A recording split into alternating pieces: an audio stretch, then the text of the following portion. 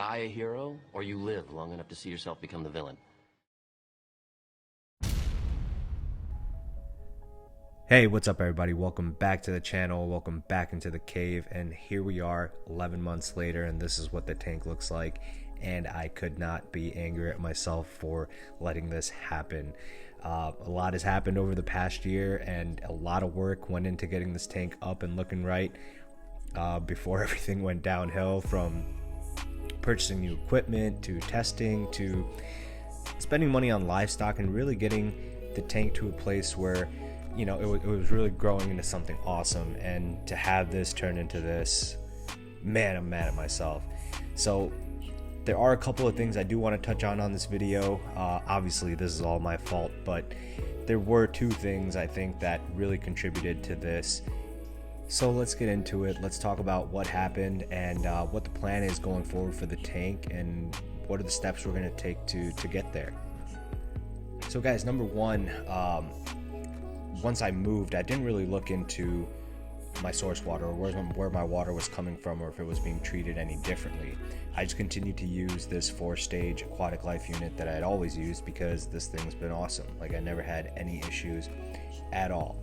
So I was seeing a lot more cyano and diatoms and things like that, and I just chalked it up to, hey, I'm just not on top of things, and I just need to do this, that, and the other without looking into my water first. So as time went on, and I looked into where my source water was coming from and what it was being treated with, turns out it's being treated with phosphate and with silicate, which is exactly the two things that I was fighting in cyano and the diatoms. So now that's also where the lack of maintenance came in, where I wasn't putting in the time or the effort to do water changes. I was literally just producing fresh water, using it for top off, and see you next time when I gotta fill up the auto top off again. And life gets in the way, and sometimes you're battling one thing and you don't take the time to just hit pause and figure out exactly what the source of the problem that you're fighting is. So here I was, guys, pumping a bunch of stuff into my tank, not doing any maintenance. On top of that, my 3K gyre, I'm almost positive this sludge that kept building up eventually got to it and took it out of commission. I'm out. Now with my 3K gyre out of commission, I had limited water flow in the tank. Things started wilting away and dying. I lost a lot of SPS. A lot of the other things, I can't even keep count of all the things that I've lost so far in the tank. But those are the two big things: not knowing my source water, not knowing that things had changed, and two, not keeping up with maintenance, allowing my main source of water movement to go down. And here we are. But today's a new day, and learning from my mistakes, ordered a few things that are going to come in to help me take care of my source water. But more importantly, it's just going to come down to cleaning all of this up. Getting rid of this sand bed, cleaning off the glass, making some high quality H2O, and getting back on the horse and getting this tank back on track. So step one obviously was to clean the glass so I could take a look inside and see exactly what was going on.